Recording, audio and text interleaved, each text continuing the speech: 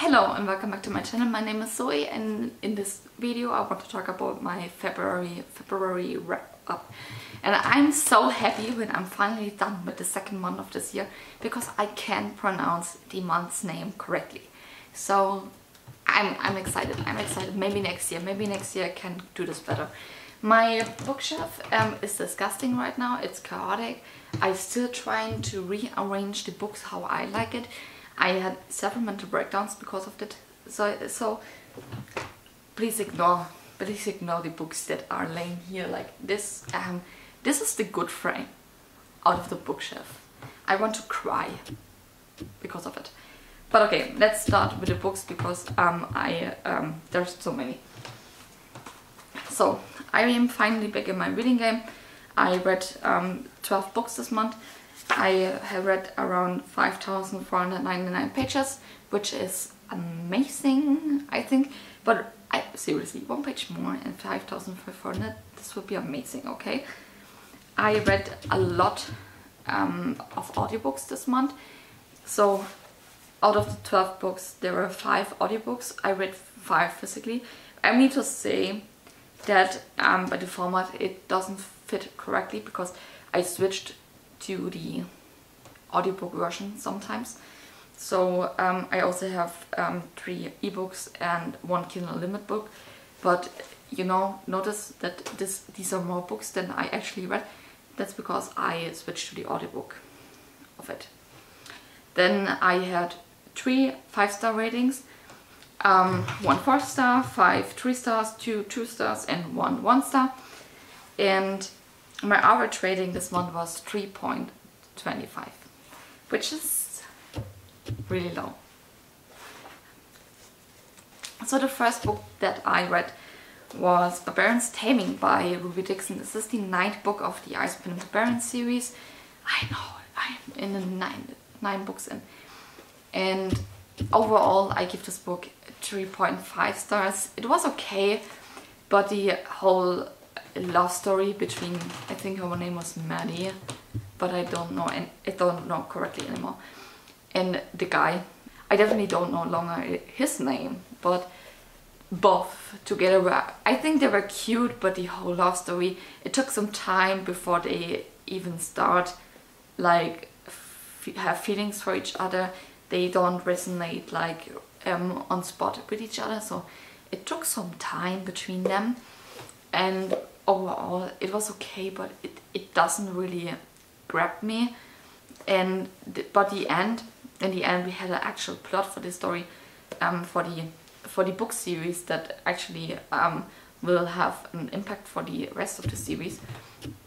And overall it was okay. I will definitely continue to read this series. I already downloaded the next book of the series, but of all that I read so far, including the spin-offs, I would say book 9 was not my favorite. I read House of Ice and Blood. This was a reread for me. I give this 5 stars.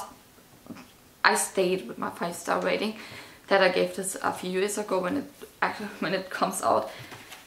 And overall I would say House of Ice and Blood is definitely one of my favorite books from Sarah J. Maas. I would say I like Throne of Glass, the series, the most, then the Certain City series, and then Akota, because what I loved in the story is that it took some time before the story really started. So you follow Bryce. She was this party girl back then, and then her best friend Danica got murdered, also all of her friends too. And 2 years later she got asked to they asked Bryce to help investigate during another crimes that happened that also relates to the Danica's death.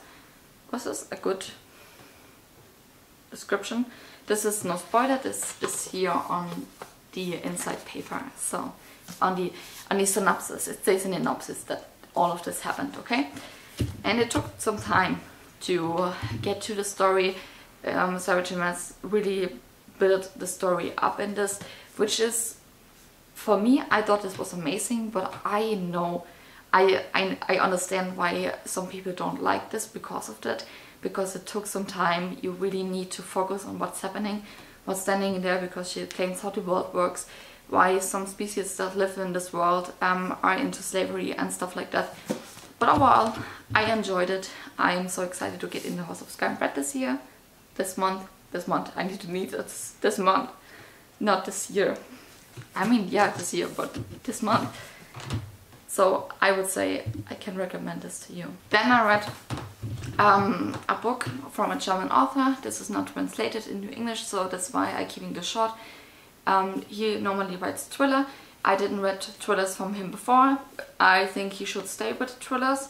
This is a not thriller book. It was shit. I originally gave this 2 stars, then I pushed it down to 1 star, and I'm not regretting this. This was absolutely horrible. I hate this. Don't recommend this to anyone. I read Girl, Woman, Otter together with Laura. If you've seen this, I like it that they suffer together.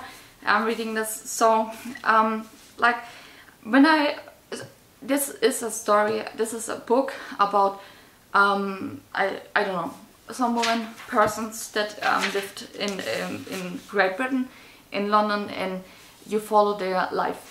Like, there are short stories with their life. They explain how the child was, their teenagers, young adult life, and then when they are elder, like how they're doing now. And I thought that all of the people were like black people. You follow their story with pure the racism that they faced every day, and you get like inspirational life stories, and you get absolutely trash. I'm sorry, but the only chapters that I really liked were Emma. This is the first person that you start a story. I liked her. She was like you follow her. She talks about the racism that she faced, and which was good. Then you follow her young adult life, how she decided to get into motherhood. This chapter was really LGBTQA+ friendly. It was cute. Then the next chapter was Jazz. This was her daughter. I just loved it. It was great. I loved Jazz as a character. Then you followed Dominique, and then she was also still great. I loved her story. And then in chapter 2, 3, and chapter 2 and 3, you follow persons that are transphobic, TERFs, homophobic, racist, because not all of the persons that you read about are black people, and this was just horrible. And they are having life decision. They were just like, this has nothing to do with racism that they faced. They just did some terrible life choices, especially at the point when I read Vincent's chapter. I was like, I'm so close to DNFing this shit. And then you get to chapter 4, to Megan Morgan's chapter, Hattie and Grace, and this was great again. But it didn't make that good what you read before. So at first I decided 3 stars for the ending, but then after talking to Laura and reading some reviews, I was like, okay, no, 2 stars. And then after that I read Jade War by Fonali. This is currently a read-along by Mel Reed's channel. I just love it. This is the Greenbone saga. I enjoyed Jade City. This was the first book. I really enjoyed it. I think I gave this 4 stars, when I remember this correctly. And I also enjoyed Jade War. Partly. So what I liked in the story is that you can follow again the same characters that you follow in the first book, and you notice that not all of the main characters that you follow are really that good people. They have their flaws, and you follow them, and you read about how they're dealing with the consequence of their actions, which is really great. I love it. But what the reason why I ended up giving this 3 stars was, and if this was not in the book, I would give this book 4 stars or 4.5 stars. But if this is a spoiler now, so if you don't want to hear that, you can skip to the next book, which is Preist by C.R. Simone. So a little bit of a change, but you can definitely skip to that because this is now a spoiler. So the spoiler is why I ended up giving this 3 stars is because there was too much pregnancy in this book. Like you get in 100 pages, again, you get around 4 pregnancies, or at least 4 babies, or not really babies. And the most thing that pissed me off in this book was Shay's pregnancy, because she got an abortion, and which is that had nothing to do with her plot, like with her character development. She noticed that she's pregnant, and then you in the next section you read that she gets an abortion. You don't really get, or maybe I overheard it, but I don't really heard it. You don't really get her process of thoughts, how she decides to get an abortion, how she really feels about it. I mean, yeah, you get how she feels about it right in the moment when she get a call that she's pregnant, because she was really shocked. But after that, you get nothing. You get, oh, I'm shocked that I'm pregnant, like my period was late, blah blah, how I'm saying this to my boyfriend. And then in the next section she drives with her sister-in-law to the clinic and get an abortion. This is all you get. And for the breakup point between her and her boyfriend, this was nothing, has nothing to do with it. Like, they already broke up before. After that she tells him, hey, I was by the way pregnant, and after that he was like, okay, now I'm really finally done with you. But this has nothing, this whole pregnancy abortion scene was so unnecessary for the book. She really had cut this out, and this is why I was so pissed at this book. This really break me out of reading. It took me so long to finish this book that I decided to give this 3 stars. I swear to you, if there was 2 pregnancies less in this book, I would give this 4.5 stars at least. Then the next book is Preist by Sarah Simone. This is about a priest that lives in celibacy. I don't know the word, but like the thing that they can't have sex or marry someone when they are a priest, and at least in Catholic churches it is like that. And then one day there comes a woman into church, and he falls in love and wants to fuck her. And this is all I need to say. I give this 5 stars. I really loved it. I really enjoyed my time reading. I didn't expect that it hit me like this.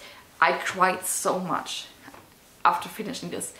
I can remember that I sat here in this room crying my eyes out for 30 minutes while reading the end of Preist after a night shift on 7 in the morning. Like, I worked the whole night and then I finished this book here in this room, 7 in the morning. I was so tired. I cried my eyes out because of the identity crisis that the priest is going through. I forgot his name, but this was really great. I will definitely continue to read the series, but I have some more Burnley books on my list right now, so I took up a short break from it. Then the next book that I read was Reminders of Him. I read this first as an audiobook. This was really spontaneous that I clicked on it to listen to this, because my experience with Colleen Hoover books are really like semi-good. Like, I read the Slender series from her like in my teenager years, which is the adult adult minor relationship story about a teacher and a student, a high school student. And then I read also Too Late from her. I was not a fan of that. And of course I read It Ends With Us, which is not a romance book. Everyone that recommends me this as a romance book can go right to hell, because it's not. It's definitely not a romance book in my eyes. And also it was okay, but yeah. But this here, when I tell you that I already cried before the 50% mark hits, I cried my eyes out. And then after that I cried. Like, the conflict that Kenna goes through, like Kenna goes out of prison after 5 years, and she has a 4-year-old daughter, and she finally wants to see her because she never even hold her or sees her when she was born. And the parents of that lover take care of the baby, of the daughter, while she was in prison. And when Kenna got out of prison, she travels back to the city where she lives before, and the first evening she was there, she meets Ledger, and she falls in love with him with the first sight, and he too, like it stands here, okay? And then they notice that she noticed that Ledger is the best friend of her lover, and then Ledger noticed that she is the woman that kills his best friend. And then the story goes on, and like the conflict that every person has in this book, it was so heartbreaking. I cried my eyes out. I didn't know what I tried to feel, because I didn't know, should I hate the parents of Scott, or should I hate Kenna, or which you didn't know how to choose, because every person was right and also wrong in some way. And this whole story was heartbreaking, also the love story. I just love it, that I needed a print version of it, so I can place it in my bookshelf when it's finally done. And after that I read Notes on a Nervous Planet by Matt Haig. I don't know what I expected going into the story. Like I get it, it was about anxiety, and I really expected more about this being really about anxiety. It really is about anxiety, but he writes more about the impact that social media and internet has on your mental health, especially when you already have anxiety, but also it can trigger it.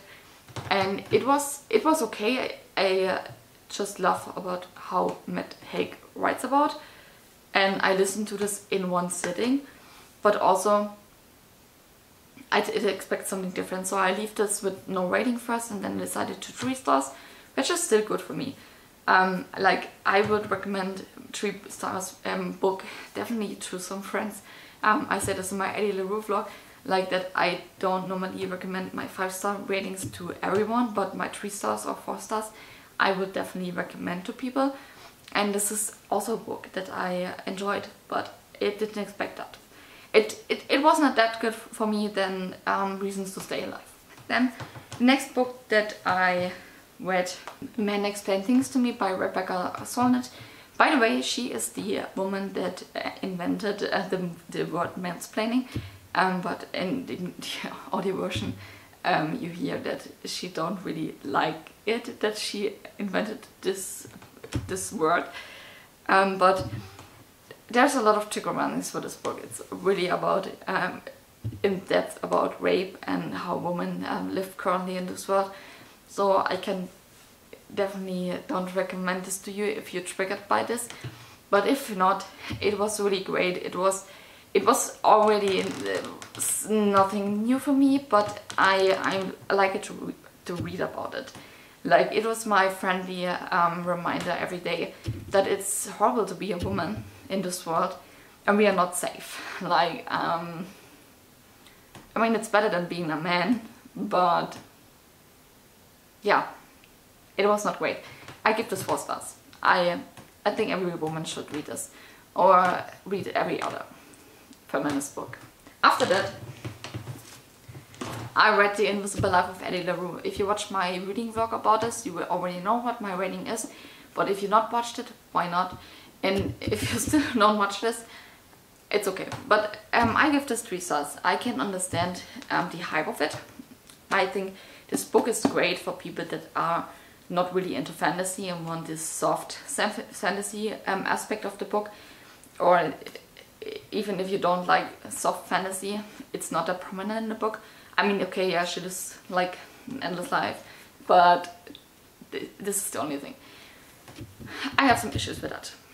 My thing that I really don't like in this book was that the first thing that I liked is the mixed chapters. Like, you get the first chapters in like the year 2014 or 15, like at the present moment, and then you get in the past, in the year 1740, 1730, when Addie grew up, or already is in this year, but she tries to kind of, I don't know, live her life as being invisible.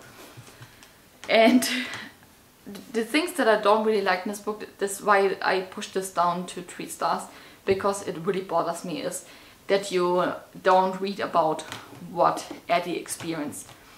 Like in those chapters when it's about 17, 14, I don't know, they are like 3, 4 pages long, 5 pages, sometimes 7, but you don't really get to know what she really experienced. She only, I mean, yeah, you get the conflict situation when she is invisible and the people don't seeing her or can remember her, and yeah, I get it, it's for the build up the story, but every time when the devil comes and tries to surrender her soul, he asks, why do you still want to live? And she's like, oh, I experienced some things. And he's like, and what did you experience? And she says, I saw an elephant. An elephant, that's why you want to live. This is some really basic reasons to stay alive. You should write a take about this. And this pissed me off. Even when she says that she worked in the World War II. Yeah, you get one scene when she got into prison for that, but what she really does, it was not explained. Like, give me something. You really can cut 300 pages, 200 pages out of the book, and you will never notice that it was originally there. After that, I read The Viscount Who Loves Me by Julia Quinn. I give this in the end 3 stars. This was the 2nd book of the Bridgerton series. I think it was okay. I don't really like that he says multiple times in the beginning that he thinks the love interest is ugly and the sister is better looking. Like, okay, thank you.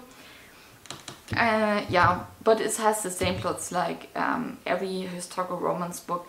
It doesn't really stand out for me, and it was okay. I will definitely continue to read this series, but it was definitely better than the first one. Like, this is for sure. And after that, the final book I read, Paybacks, a Witch by Lana Harper, and I need to say that I don't like this book. I gave this 2 stars. So it's about Emmy, and she moves away from her hometown city because of a boy that broke her heart. Then she got back after, I don't know, 10 years, and then she finds out that her ex-boyfriend got together with her best friend of the hometown and betrays her with the other girl that is now the other girl who's then the love interest of Emmy. And the 3 together decided to take a revenge on Garrett, which is great. But something I don't really like is that you get the feeling that they only can take a revenge on Garrett like the 3 together, and not that really one is strong enough to take revenge on Garrett, which was really something that pissed me off. And also the love story then was not really gripping. Like, I don't really get why the one or the other is the love interest of each other. I don't see the romantics in it. Like, I don't get it. And also the magic system was a little bit wacky for me on this whole tournament in it. No, it was not my type of book. I hope that these Switchers Don't Burn It is now my PBR for this month is better. And this was it. This was all 12 books that I read. And my favorite one is definitely Reminders of Him. This is the month's winner of the best books that I read. I'm so excited this one is on this list. And I would happy to know what your favorite book of the month is. You can definitely write this out in the comments down below. I'm really excited to hear about this. And then I hope you enjoyed this video.